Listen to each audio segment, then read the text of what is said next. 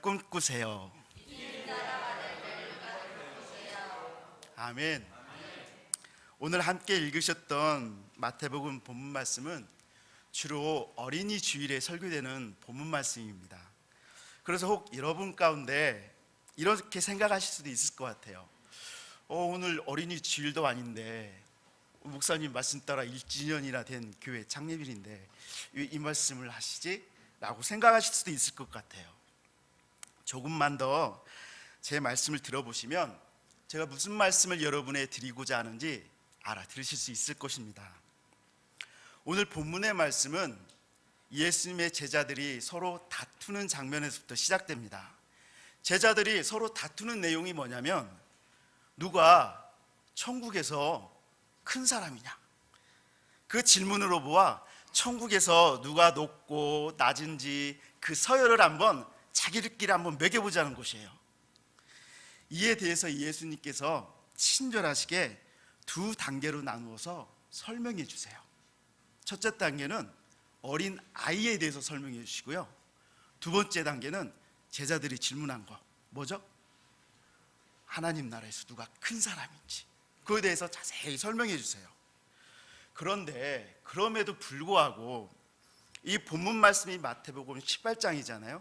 그런데 마태복음 20장 20절에 보면은 세베대의 아들의 어머니 곧 야고보와 요한의 어머니가 예수님께 찾아와서 자기 두 아들을 데리고 찾아와서 하는 말이, 이 자기 두 아들을 주님의 나라가 이루어지면 예수님의 오른편에 예수님의 왼편에 좀 앉게 해달라고 청탁하는 장면이 나와요.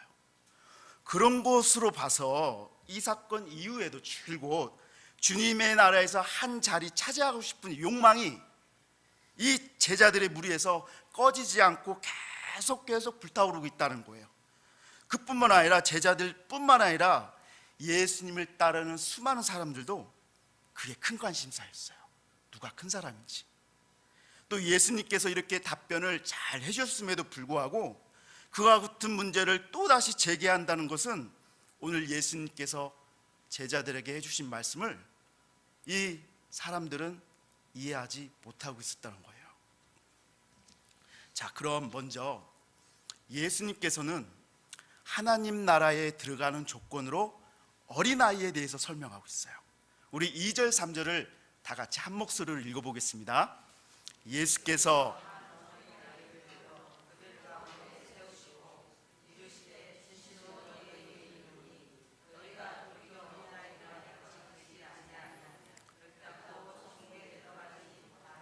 아멘.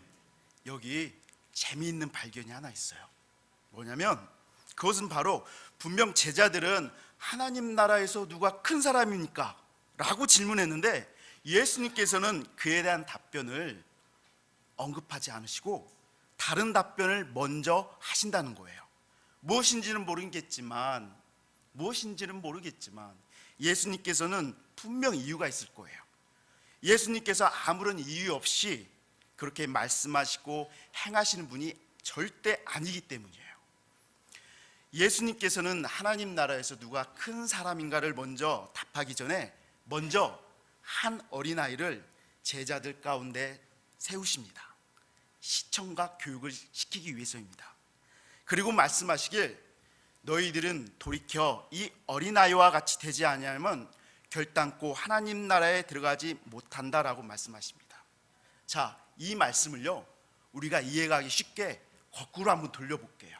자, 너희가 하나님 나라에 들어가려면 돌이키고 어린이와 같이 되어야만 한다 뜻이에요. 자, 하나님 나라에 들어가는 조건이 나오고 있어요. 무엇이에요? 네, 맞아요. 돌이키고 어린아이와 같이 되어야 한다. 자, 그런데 생각 한번 해봅시다. 어린아이와 같이 되라. 어린아이와 같이 되라. 여기 계신 분들 전부 다 어른임에도 불구하고 우리들의 어린 자녀들이나 어린 아이에게서부터 항상 배울 것이 있음은 누구도 부인할 수 없는 사실이에요. 그래서 어린아이와 같이 되라라는 의미를 보통은 어린아이들의 성품적인 성향, 그 성향으로 정의해서 믿는 성도들이 어린아이들의 성품적인 것을 소유해야만 하나님 나라에 들어간다는 식으로 이해하고 있어요. 그래서 어린아이와 같이 순수하게 받아들이고 가식 없이 살아가야 한다는 식으로 이 말씀을 우리식으로 이해하고 있어요. 때로는 어린아이들이 부모님의 보살핌과 도움 없이는 절대로 살아갈 수 없잖아요. 그래서 절대적으로 의존하는 존재가 되어야만 하나님 나라에 들어간다는 식으로 이해하고 있어요. 저도 전에는 금방 말씀드린 것 같이 생각했어요. 그런데 여러분 생각 한번 해보게요. 여기 다 큰 어른이 어린 아이와 같이 된다는 것이 정말 가능한 일일까요? 또 어린 아이들이 가진 그 긍정적인 성품들이 매우 중요하긴 하지만 그것이 하나님 나라에 들어가고 못 들어가고를 결정할 수 있는 조건이 될까요? 정말 만약 그렇다면 과연 우리 가운데 어린아이의 성품을 가지고 있어서 천국에 들어갈 사람이 몇 사람이나 있을까요? 사실 엄밀히 말해서요, 우리 아이들이 순수하게 하지만 그 아이들의 믿음이 100% 순도의 믿음은 사실 아니에요. 항상 순수한 것도 사실 아니에요. 아이들도 어리긴 하지만 죄도 가끔씩 짓고요, 거짓말도 가끔씩 하고요, 악을 가끔씩 행하기도 하고요, 부모님께 불순종도 가끔씩 해요. 물론 저희들 어른들만큼 죄 짓는 농도는 그렇게 진하진 않지만 그것이 천국에 들어가고 못 들어가고를 결정할 만큼 완전한 것도 또한 아니에요. 물론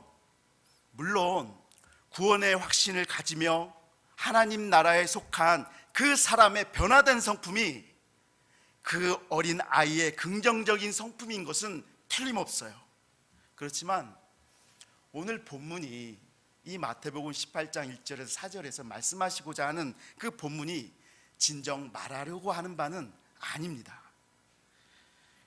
그러면 그 진정 말하려고 하는 바를 뭔지 한번 찾아보게요.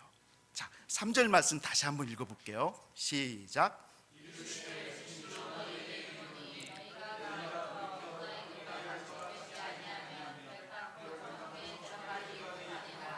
아멘.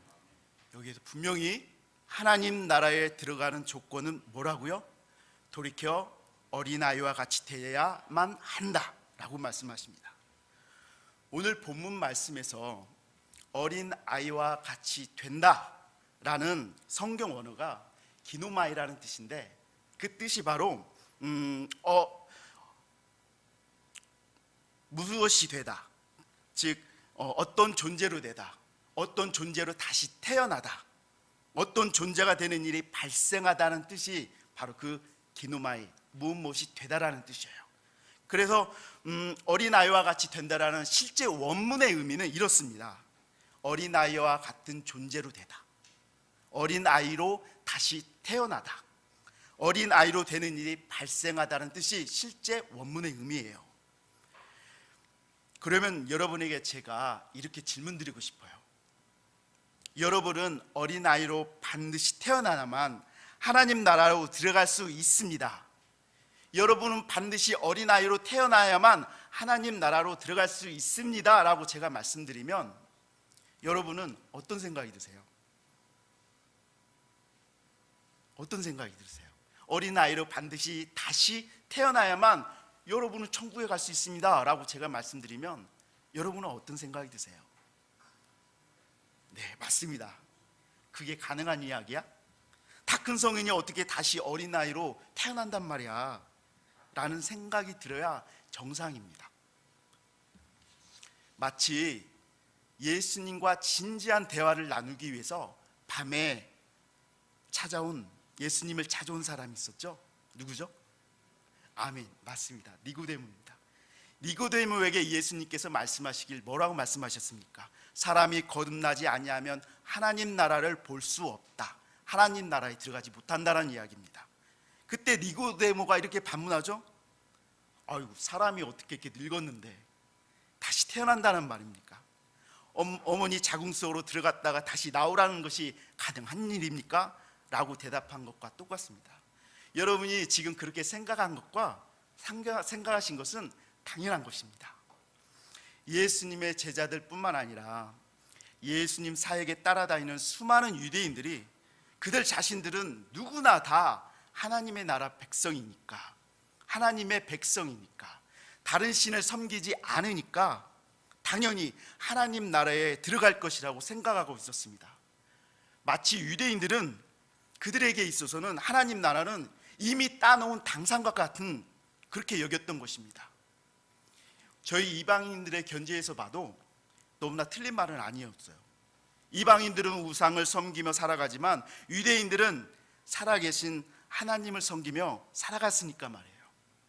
그렇지만 예수님께서는 오늘 이런 유대인들의 생각에 브레이크를 거신 것입니다. 자, 더 한번 깊게 제가 본문을 들여다봅시다.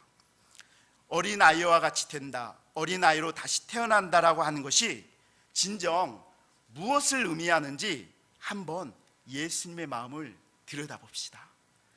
우리가 성경을 해석할 때 고려해야 되는 점이 있는데 그것은 바로 유대인이라는 특정 사회, 유대인이라는 사회 규범, 유대인이라는 특정 문화를 고려해야만 합니다.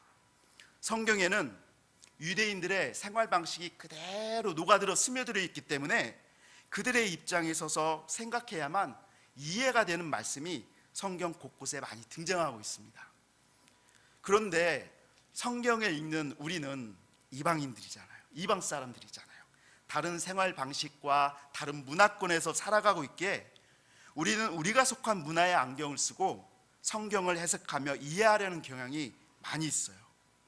그래서 성경을 이해하고 해석하는 데 있어 내 나름대로의 이해하려고 하는 것을 버려버려야 돼요. 사실 그거 모른다고 해서 우리가 하나님 나라 들어가는 것은 아무런 지장이 없습니다. 그렇지만 그 의미를 제대로 이해하게 될 때, 그 의미를 제대로 안다면 신앙생활하는 데 있어서 깊은 하나님의 은혜가 여러분 안에 머무를 수 있습니다. 자, 그럼 유대인들이 생각하는 어린 아이란 무엇일까요? 그것을 알아야만, 오늘 반드시 그것을 알고 가야만 이 말씀의 깊이와 하나님의 은혜를 깨달을 수 있습니다. 예수님 당시에 유대인들의 사회에서는요, 어린 아이를 어떻게 정의하냐면요, 태어나서 남자아이는 13살까지, 12살까지, 여자아이는 11살까지를 어린아이로 인정합니다. 그리고 그 나이가 지나면 남자아이는 13살에 성인식을 하고요, 여자아이는 12살에 성인식을 한다고 합니다. 여자아이는 성장기가 빠르기 때문에 한 살 먼저 한다고 그래요. 그리고 이 성인식은 오늘날까지도 이스라엘에서 아주 성대하게 치러집니다. 그런데 이 성인식을 치르는 아이에게 부모나 친족들이 3가지 선물을 한다고 그래요. 성경과 손목시계와 축의금을 선물한다고 그래요. 성경을 선물하는 이유는 이제부터는 하나님 앞에서 하나님의 말씀을 따라 부끄럽지 않은 책임 있는 인간으로 살아가는 뜻으로 성경을 선물한다고 그래요. 손목시계를 선물해 주는 이유는 시계를 볼 때마다 약속을 잘 지키며 시간을 소중히 아끼며 살아가는 의미로 준다고 그래요. 마지막으로 축의금은 이 아이가 18살이 되어서 부모 품을 떠날 때가 되는데 그때 경제적 독립의 종잣돈으로 사용하라고 그 축의금을 준다고 그래요. 참 이스라엘 사람들 지혜롭죠. 그리고 성인식을 다 치른 이 남자아이는 비로소 안식일에 회당에서 가족 순서에 따라 율법의 말씀을 대중 앞에서 읽을 수 있는 자격이 부여된다고 그래요. 이 어린아이 때는 할 수 없는 것인데 비로소 성인식을 치른 다음에 그 일을 할 수 있다고 그래요. 여기서 중요한 것이 있는데요, 율법의 말씀을 사람들 앞에서 읽는다는 그 의미가 중요해요. 그 의미는요, 이제부터는 이 사람이 더 이상 어린아이가 아니라 성인으로서 하나님과 사람 앞에서 성인으로 진정 인정되고, 따라서 율법에 대해서도 스스로 책임지게 되었음을 의미하는 것이에요. 그렇기 때문에 성인식 이전의 어린아이에게는 율법에 대한 의무가 전혀 없는 상태예요. 비록 이 어린아이가 알든 모르든 율법을 어길 수는 있지만, 그렇다 하더라도 율법을 어긴 것 때문에 이 어린아이에게 율법을 따라 무슨 형벌을 내릴 수가 없다는 것이에요. 율법적으로 이 어린아이의 상태는 무혐의한 상태인 것이에요. 이런 점에서 예수님께서 어린아이와 같이 되지 아니하면이라는 말은 이 어린아이가 가진 긍정적인 성품을 염두에 두고서 하신 말씀이 아니라 성인식 이전의 어린아이들의 상태, 곧 율법의 형벌로부터 완전히 해방된 상태, 법적으로 면책특권이 있는 상태를 염두에 두고 하신 말씀이라는 거예요. 자, 이제 율법의 형벌로부터 완전히 해방된 상태가 어린아이의 상태라고 제가 말씀드렸습니다. 이 어린아이의 상태 무슨 의미인지 이제 아시겠습니까? 네. 그러면 우리 믿는 사람들은 율법의 형벌로부터 어떻게 해방되었을까요? 아멘. 하나님께서 우리에게 율법을 주신 이유는 율법을 행함으로 하나님께로부터 의롭다라는 인정을 받으라고 주신 것이 아니에요. 우리는 그 율법을 온전히 다 지키지 못하는 죄로 물든 존재라는 것을 자각하라고, 또한 그 율법을 행하는 행위 공로로는 절대로 하나님께로부터 의롭다라는 인정을 받을 수 없다라는 것을 깨달으라고 주신 것이에요. 그 율법을 온전히 지키는 사람이라며 자신의 행위 공로를 하나님과 사람 앞에서 자랑하라고 율법을 주신 게 아니라 그 율법을 온전히 지키지 못하는 존재이니 그런 사람이 어떻게 하나님 나라에 들어갈 수 있겠느냐고 깨달으라고 주신 것입니다. 예수님 믿기 이전에 나라는 존재는 100% 죄로 물든 존재요, 율법을 완전히 지킬 수도 없는 사람이요, 하나님 나라에 들어갈 수도 없는 소망 없는 존재입니다. 그런데 안타깝게도 오늘날 많은 성도님들이 하나님께서 율법을 주신 목적이 이렇게 생각해요. 우리가 악하고 죄가 많으니까 하나님께서 주신 이 율법을 잘 지켜서 점점 선한 사람이 되어서 구원받으라고 주셨겠지 라고 생각합니다. 그러나 분명히 알아야 할 것은 율법은 악한 우리를 선한 사람으로 변환시켜 주시기 위해서 주신 것이 아닙니다. 죽음 아래 있는 우리의 모습을 마치 거울처럼 비추어 주시기 위해서 주신 것입니다. 율법을 지켜서 의롭게 되고 그 율법을 행하여 구원에 이르라고 주신 것이 아닙니다. 우리는 그 율법을 지킬 수도 없는 죄로 물들었고 연약한 인간이기에 하나님의 은혜가 아니고서는 벗어날 수 없는 참으로 절망적인 존재입니다. 그래서 율법은 그 율법을 지켜서 하나님의 의에 도달하라고 주신 것이 아닙니다. 우리에게 그러면 우리가 취할 영적인 자세가 무엇입니까? 내가 행한 의의 공로는 이제 버려버리고 하나님께서 주시는 의를 믿음으로 받아들이는 것뿐입니다. 하나님께서 우리에게 덧입혀 주시기 원하시는 그 하나님의 의가 무엇입니까? 로마서 1장 17절, 복음에는 하나님의 의가 나타났으니 믿음으로 믿음에 이르게 하나니. 네, 복음에만 하나님께서 주시는 의가 나타났습니다. 그러기에 하나님의 의가 나타난 그 복음을 믿음으로 받아야 하는 것입니다. 그러면 그 복음, 그 기쁜 소식은 무엇입니까?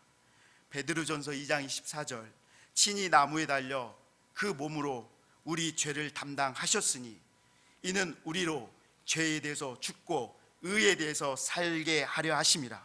그가 채찍에 맞음으로 너희는 나음을 입었느니라.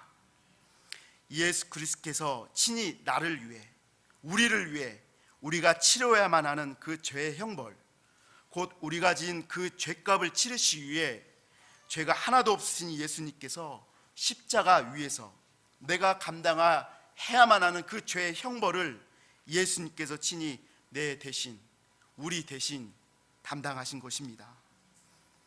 베드로전서 3장 18절, 그리스도께서는 단번에 죄를 위하여 죽으사 의인으로서 불의한 자를 대신하셨으니 이는 우리를 하나님 앞으로 인도하려 하심이라. 예수님 믿기 전에 우리는 영원토록 지옥에서 내가 지은 죄 때문에 죄의 형벌을 마땅히 받으며 지옥에 있어야만 내 자신의 죄값을 치를 수 있습니다. 그러나 하나님의 아들이신 예수 그리스도께서 내 죄값 치르기 위해서, 우리 죄값 치르시기 위해서 이 땅에 오셨고, 그분께서 우리를 위해 내가 받아야만 하는 죄의 형벌을 십자가 위에서 그렇게 처절하게 내 대신 전부 받으셨기 때문에 우리는 지금 죄사함을 받을 수 있을 뿐만 아니라 주님과 함께 영원히 하나님 나라에서 살 수 있는 약속을 이미 우리가 받은 것입니다. 이렇게 예수님께서는 율법의 형벌로부터 완전히 해방된 상태를 친히 예수님 몸으로 십자가 위에서 다 이루셨습니다. 그래서 어린 아이가 되라는 예수님의 말씀의 참 의미는 율법의 형벌로부터 우리를 완전히 해방시키신 나 예수 안으로 들어와라 라는 예수님의 초대인 것입니다. 예수님께서 주시는 영원한 생명으로의 초대인 것입니다. 율법의 형벌로부터 완전히 해방된 어린 아이의 상태가 이제 여러분 가운데 환히 밝혀졌습니다. 어떻게요? 아멘. 오직 예수님 때문에, 오직 그리스도이신 예수님 안으로 들어가야만 가능한 상태, 그게 어린 아이의 상태입니다. 아멘. 그렇다면 그 상태는 어디서부터 출발할까요? 3절 말씀을 다시 한번 같이 읽어보겠습니다.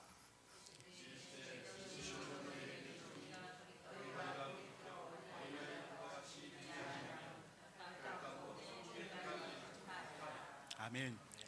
예수님께서는 어린아이의 상태, 곧 율법의 형벌로부터 완전히 해방된 상태, 그 상태가 되기 위해서 먼저 뭐라고요? 돌이키라고. 자, 이 돌이키라는 성경 원어가 스트레포라는 단어인데, 돌아서다, 방향을 바꾸다, 완전히 방향 전환을 뜻하는 단어입니다. 돌이킨다라는 그 단어의 그 히브리적 의미는 회개한다라는 뜻이에요. 그 회개한다라는 유대인들의 생각은 가던 길에서 돌이켜 의의 길로 향한다라는 거예요. 뉘치고 진리를 향해 나아간다라는 적극적인 뜻이 담겨 있는 것이에요. 하나님 앞에서 우리 인생의 방향을 완전히 어린 아이 상태로 방향 전환을 확 바꿔야만 하나님 나라에 들어간다라는 말씀입니다. 예수님께서 말씀하시길 회개하라, 천국이 가까웠느니라고 말씀하셨습니다. 회개하라, 무엇이라고요? 뉘우치라, 진리를 향해 나아가라는 뜻이에요. 왜냐하면 천국이 가까이 왔기 때문이야 라고 예수님 말씀하신 거예요. 진리가 누구이십니까? 아멘. 내가 곧 길이요 진리요 생명이라고 하지 않습니까? 네, 그러니 진리가 바로 예수님입니다. 뉘우치고 진리로 나아가라는 것은 뉘우치고 예수님께 돌아서는 것이 진정한 회개입니다. 그리고 율법의 형벌로부터 완전히 해방된 그 어린 아이의 상태를 이미 십자가에서 이루신 예수님을 받아들이라는 것입니다. 그러면 하나님 나라 안으로 들어가게 된다라는 의미입니다. 여기 계신 말씀 기독교의 성도님께서는 이제부터는 저 뒤에 있는 어린 아이를 바라볼 때마다 예수님께서 한 어린 아이를 제자들 가운데 세워서 시청각 교육으로 삼으신 것처럼 저 아이들을 바라볼 때마다 저 아이들의 절대 의존적인 성품을 배우기도 해야겠지만, 그보다 더 중요한 의미, 곧 세상으로부터 돌이켜 진리 되신 예수 그리스도께 나아가 어린아이와 같이 율법의 형벌로부터 완전히 용서받고 하나님 나라를 누리는 귀한 성도님 되시길 간절히 소망합니다. 자, 이제 드디어 두 번째, 드디어 예수님께서 제자들의 본 질문에 곧 하나님 나라에서 가장 큰 사람이 누구입니까? 라는 답변을 이제 하십니다. 자, 4절 말씀을 우리 다 같이 한번 읽어보겠습니다.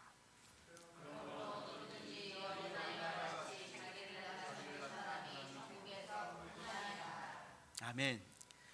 어린 아이와 같이 자기를 낮추는 사람이란 율법의 형벌로부터 완전히 해방된 상태가 되기 위해서는 자기가 율법을 얼마나 많이 지켰냐라는 자기 공로로 나 자신을 지켜 세우는 것이 절대 아니라 율법의 형벌로부터 완전히 해방된 상태를 이미 십자가에서 이루신 예수님께만 절대적으로 의존해야만 되는 사람들입니다.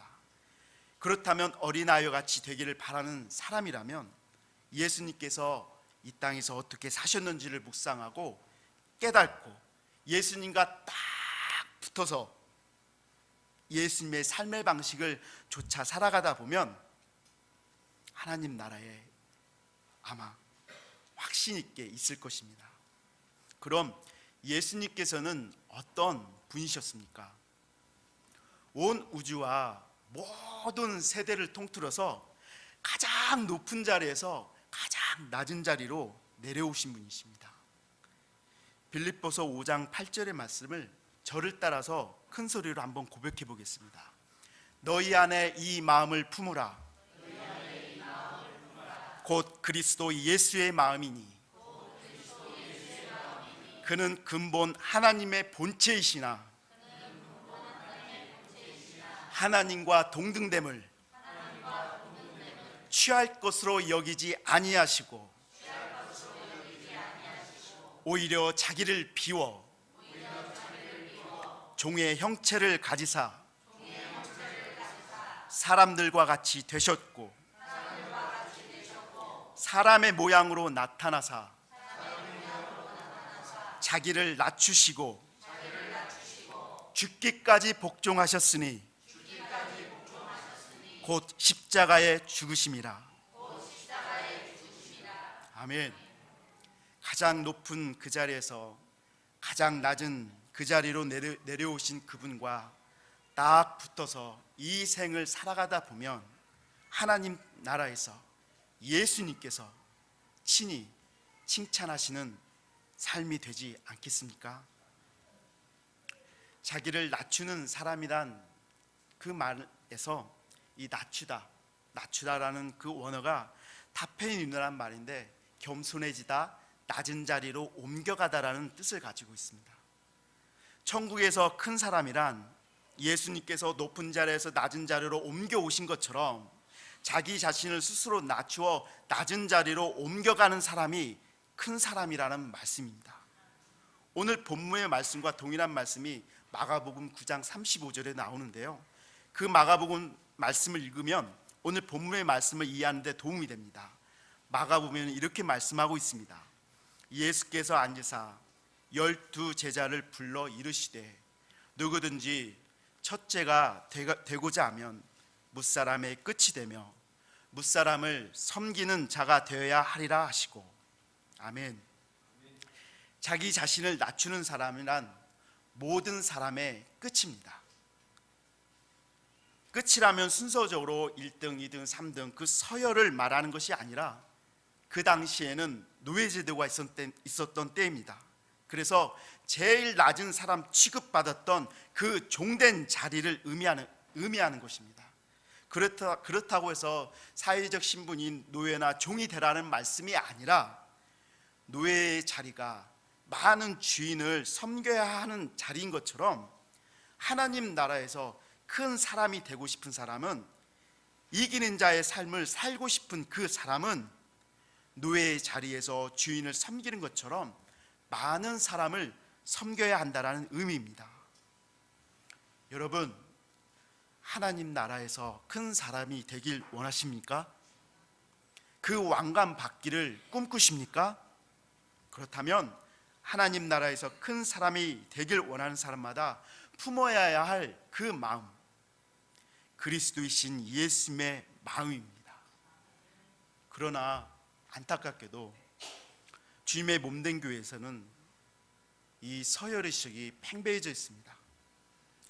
사도 바울은 우리의 몸을 비유로 들면서 몸에 있는 어떤 신체적 기관이 필요치 않은 게 하나도 없다고 말씀하신 것처럼 교회에서도 어느 한 사람, 귀하지 않은 사람이 없다고 강조하셨습니다. 교회에서 하나님의 일을 위해서 직분을 주는 것임에도 불구하고 우리들의 잠재의식 속에는 평신도보다 집사가, 집사보다는 안수집사가, 안수집사보다는 장로라는 직책이 더 높은 곳으로 착각하고 있습니다. 직분은 높고 낮음을 따지는 직책이 아닙니다.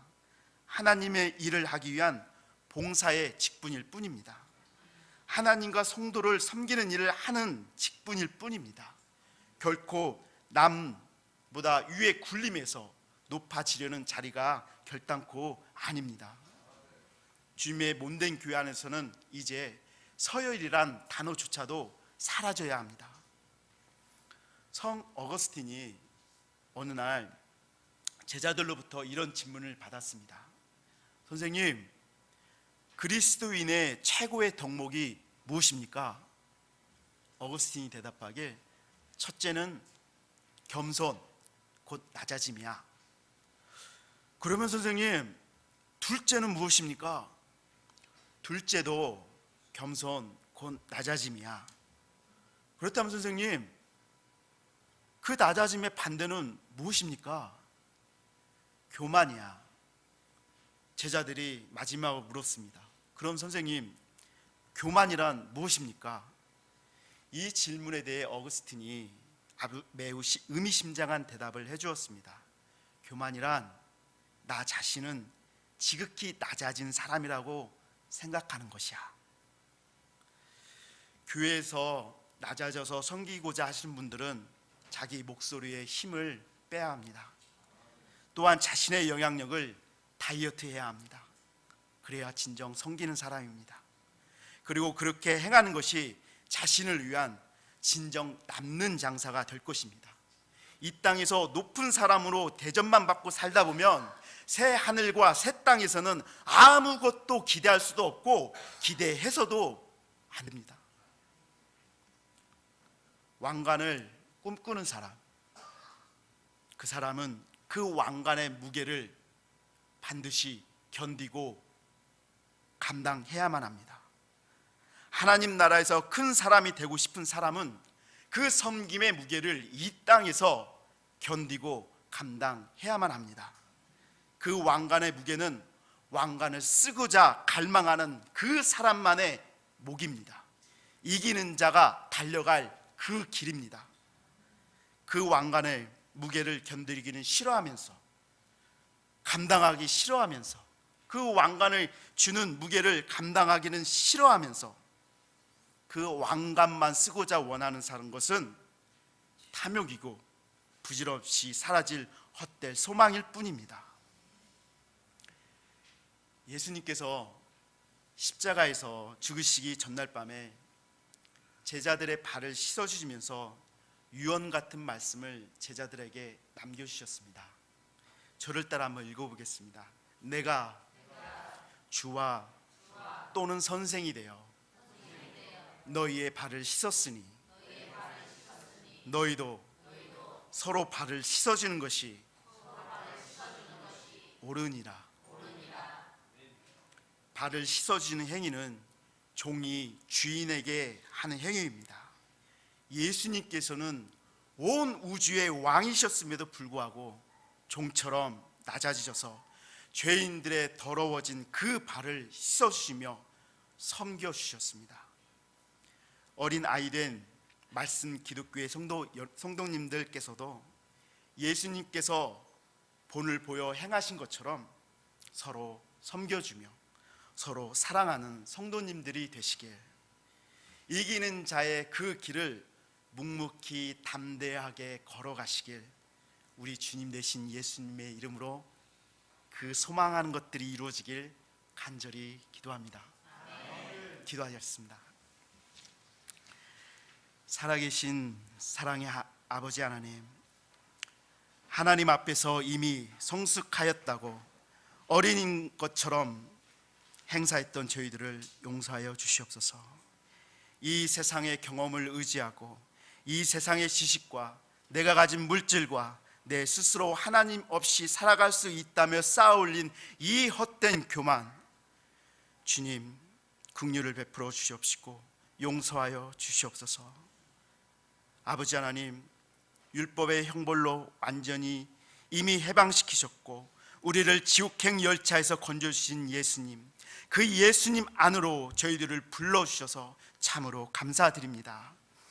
하나님 앞에서 어린아이처럼 낮아져서 진리를 향해 전진하며 예수님과 함께 살아가길 원합니다. 소망 되신 하나님만 의지하며 살아가길 원합니다. 하나님께 기꺼이 순종하는 이기는 자의 삶을 담대하게 걸어갈 용기를 이 시간 저희들에게 허락하여 주시옵소서. 어려움과 이해할 수 없는 고난과 아픔 가운데 있는 성도님들에게도 넘치는 믿음을 부어주셔서 그 고난의 숲을 말씀과 기도로 헤쳐나가게 도와주시옵소서. 우리 삶 가운데 우리의 재능보다 더 큰 예수님 닮은 인격을 허락하여 주시옵시고 우리의 영향력보다 더 큰 예수님 닮은 섬김과 낮아짐을 허락하여 주시옵소서. 예수 그리스도의 이름으로 기도드렸습니다. 아멘.